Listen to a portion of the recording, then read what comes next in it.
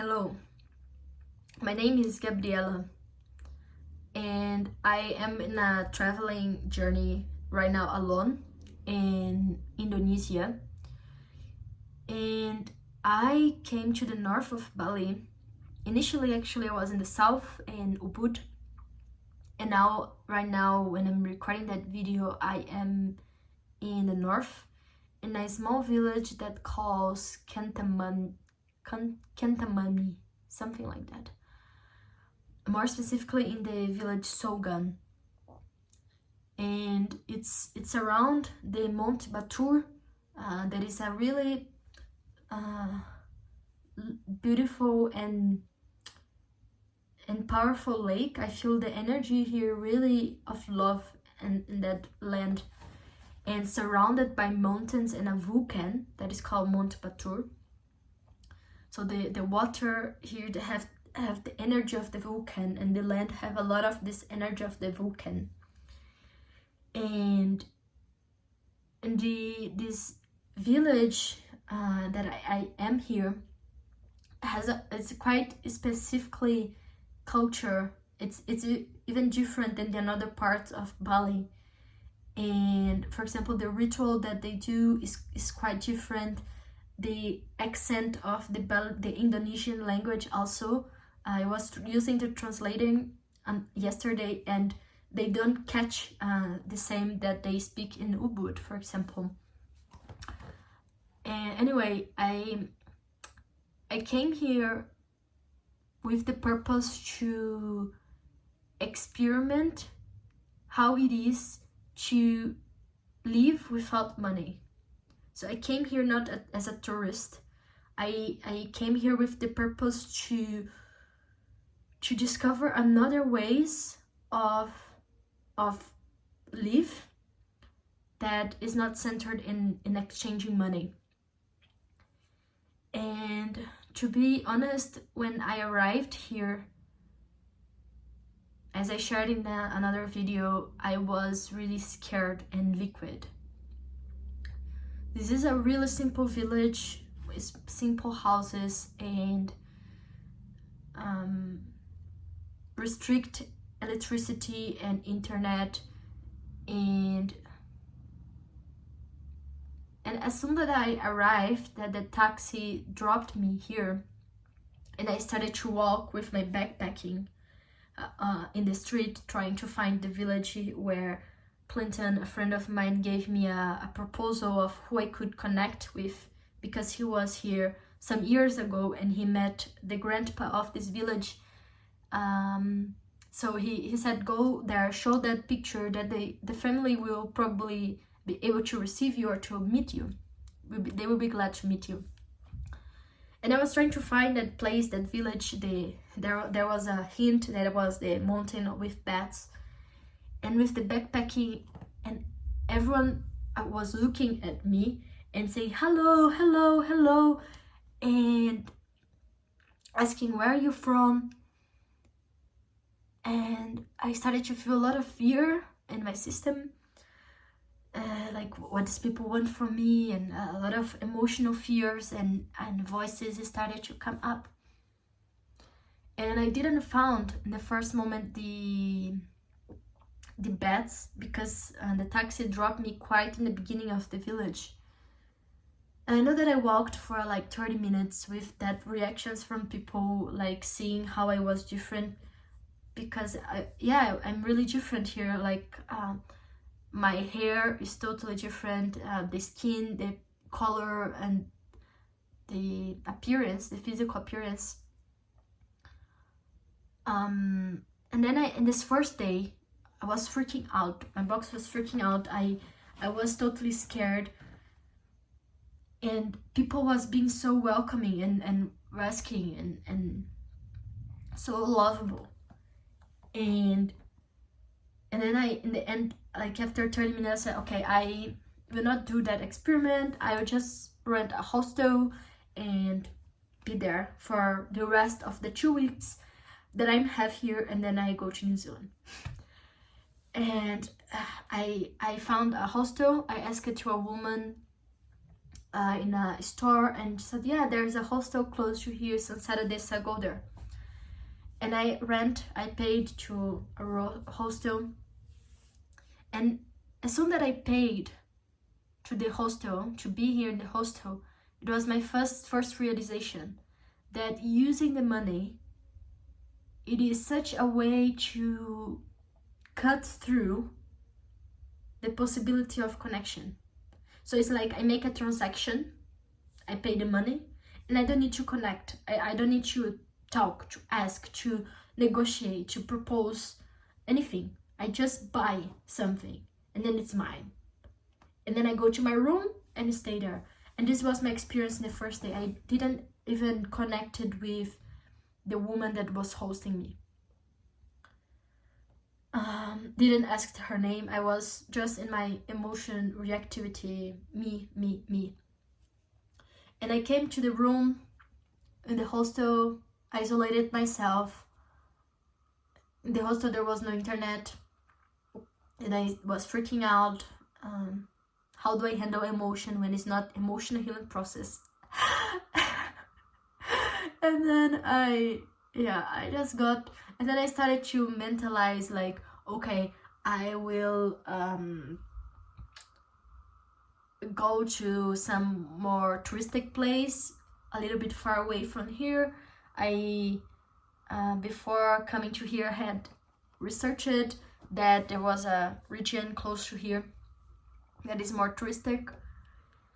Anyway, I stay for that in kind of a swamp for some hours, and then I could get internet, and I text Eva, that is a friend of mine that was here like, I don't know, 1 month ago, and she was in that village, and she shared with me a totally different experience that she had about that village that I was having from the emotional fear state. And I could call her, and it was really good to express it, and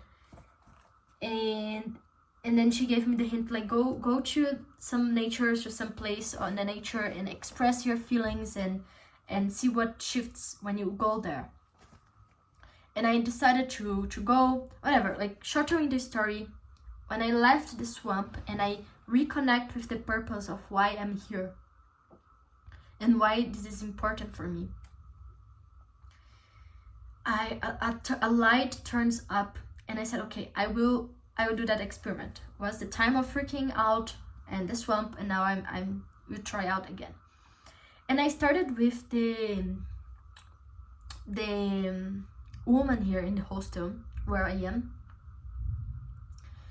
and I started to really, besides culture to culture conversation, I was with the purpose of connecting with her being. And after come back from Black Lava, that was this nature place where I was handling my emotions, I was so charged of energy that when I was talking with that woman, could really connect with her being. Her name is Putu, and she live here with her family, and she have this small, simple hostel. And I started to make some questions to her, like, how it is for you to live here. If I would like to become a Balinese here in that village, what will take for me to become a Balinese person? How does an adult become adult here in your village? And I started to make these questions from my curiosity to learn about their culture, and turns on in a really interesting conversation where she was making me questions about my culture, and I was making questions about her culture, and we are really connecting with our being. And then I shared with her about my experiment of connecting with the people in the village there, and doing this experiment about how it is to live without money, with another kind of exchanges. And she said, we here live, like, I am you and you are me.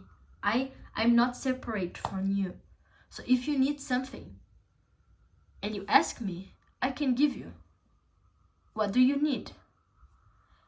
Wow, this this question just brought me to this liquid state of, oh, it's simple like that.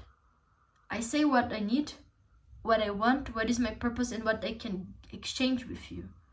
So, well, I need a place to sleep and food, and I'm able to exchange supporting your hostel, your place, with reviews and being more visible, and I can support you with massage and with cleaning and cooking here to the guests.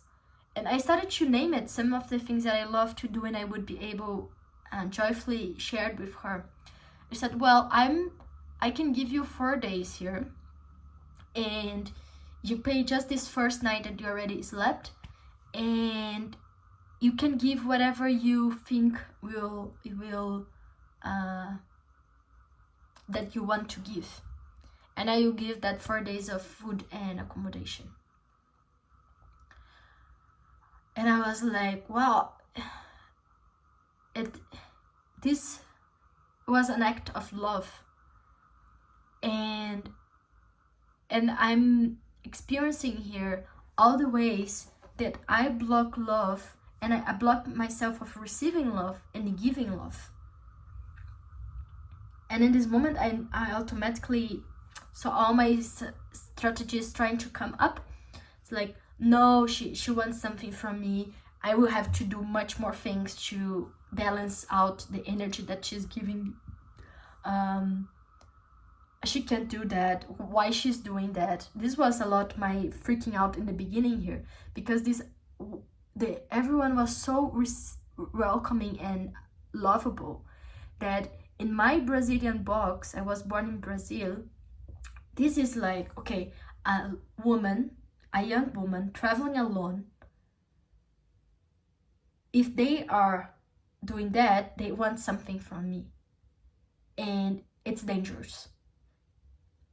And in Brazil, if this happens mainly in the big cities or also in small villages, would be like, especially men, it's like, okay, they want sex in exchange. They want something from me. And it's not about being naive, that they are just good people and they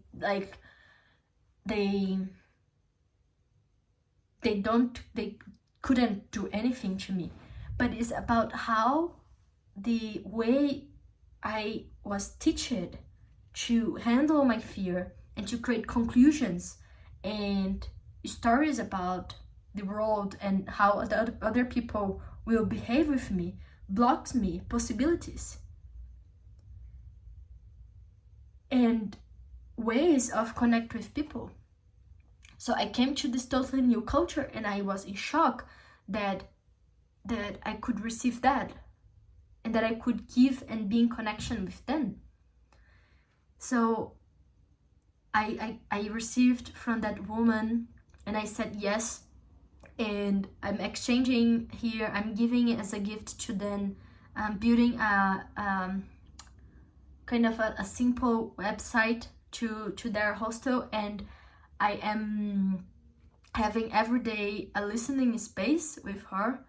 That's been quite interesting because she's speaking Indonesian and I'm practicing to listening beyond understanding. And I'm giving a massage also as a gift. I gave yesterday to her son, and today I gave to her a massage to Putu. And in this now 4 days that I'm here, this is the last night I am in this hostel that I did this exchange, and I didn't spend money. Actually, I used money to rent a motorcycle because I wanted to go to some places here. So I used money to that, but to survive, to the basic things, I could handle it. And not because I don't have money, but because I wanted to experiment another way of transaction, of exchange. And now my experience is that even when I'm exchanging money what I'm really exchanging is not money. So when I paid to the man, that is a young man here in the village, to rent his scooter for 5 days, I was exchanging with him love and connection. And the result of this is that he invited me today to a hot spring. And we had a beautiful conversation. And I by the way, interviewed him. He was really shy, but in the end, he accepted my offer, and I will share here in the YouTube soon. I did an interview with him and turned on that we are connected now. So, and the main purpose about meeting this grandpa, I found the beds in the mountain in the second day, and I could go talking with him, and I showed the picture to one of the people there in the village, and he's like, oh yeah, I know him. And it looked like that he was really important person in the village. And turns out that I discovered he died 5 years ago, and his son is taking care of the place where he used to live. And I could talk with his son for a while, and I discovered that his father, that was the person that I was looking for to talk and to meet, he was really like a wise person here in the village. He was really kind and generous, and he helped a lot of people in the village. So a lot of people here knows him.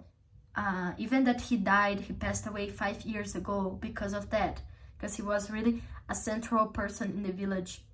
Not a position of power, but spiritually he was an elder, not older. He was an elder here in the village. Anyway, I didn't turn out to be in their house, but I spent the day with his son. He invited me to eat, and yeah. And now the next 2 days, I will spend time with Huawei, that is the man of the motorcycle that I shared with you. He invited me to be in his house for 2 days, and after that I don't know yet what will happen, where I will be. But the learning of this experiment so far to myself, the goal I have so far is that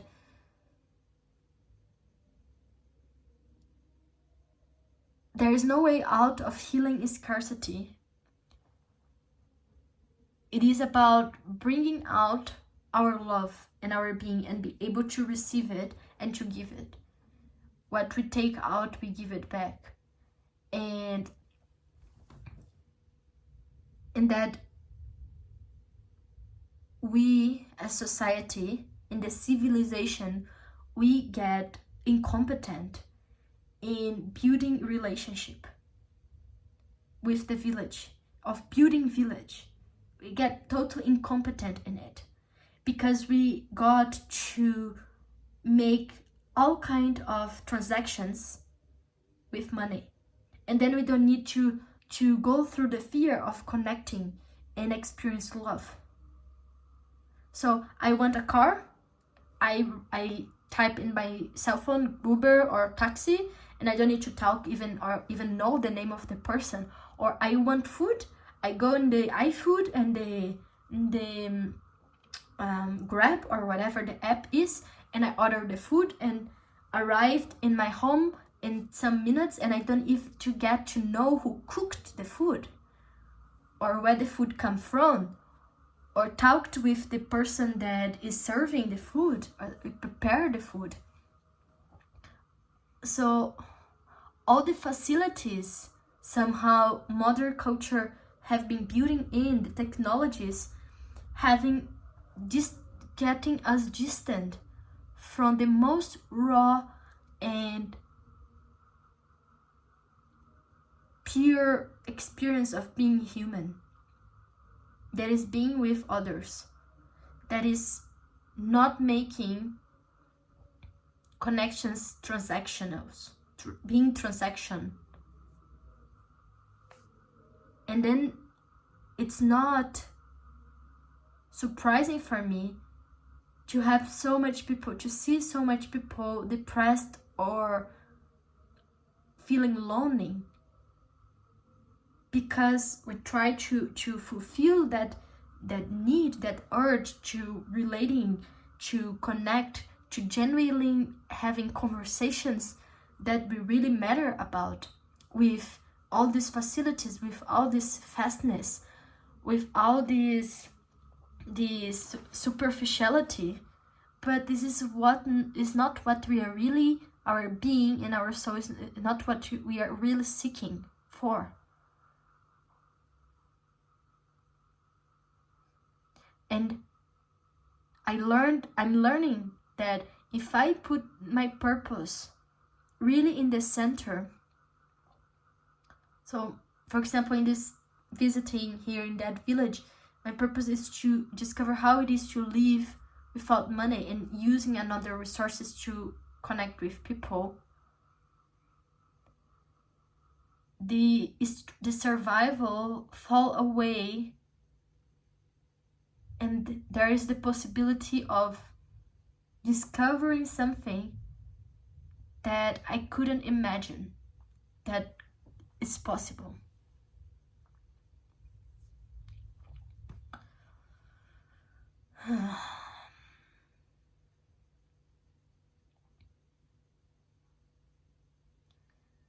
Yeah, well, I'm feeling joy and sad while processing and making sense and sharing that with you.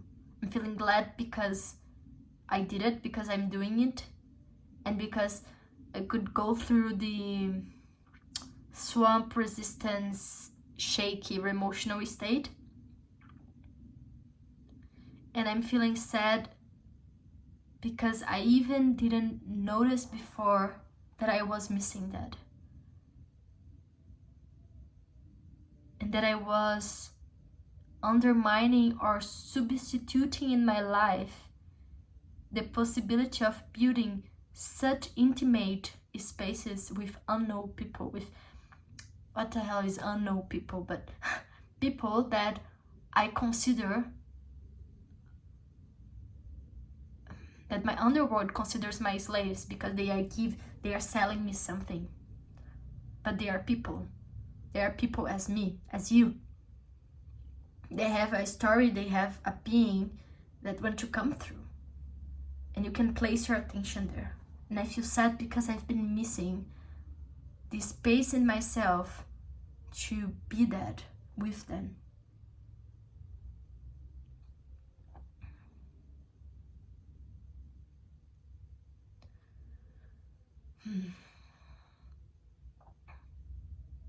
And it's inspiring to see here that even it's a really poor, not high economic city, village, the money is not central here. What is central in their culture here is the sacredness, the religion, the exchange. Yeah, I was sitting outside today and a woman just knocked the gate and put to house family and could you give me 1 kilo of rice? I heard you speaking yesterday in the temple that you were missing garlic and paprika, or nasi goreng, that is the spicy they use to do rice, a kind of rice here. And I brought to you, would you exchange with me with rice? And she said, yeah, I have a lot of rice here. I think she said that, actually. I'm assuming because she was speaking Indonesian, but by her expression, I'm assuming that. And then she went there and got 2 kilos of rice and gave it to her. And they exchanged that. Anyway, there is this sense of community and village here. And I wonder how to awake that in ourselves, that sense of community and village, and live in that as a culture that we carry with us whenever we are, even in São Paulo, in a big city, or in places where there is no village? How do we become our own village and invoke that in people around us? This is one question that came born from that experience. I wish you... I'm finding out how to close that video, and I noticed one thing, like going through the usual, like I wish you a good day and say goodbye, but yeah, this is the mask or whatever. How do I want to finish that?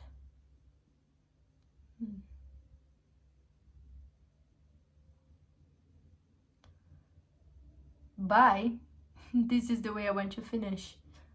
Bye.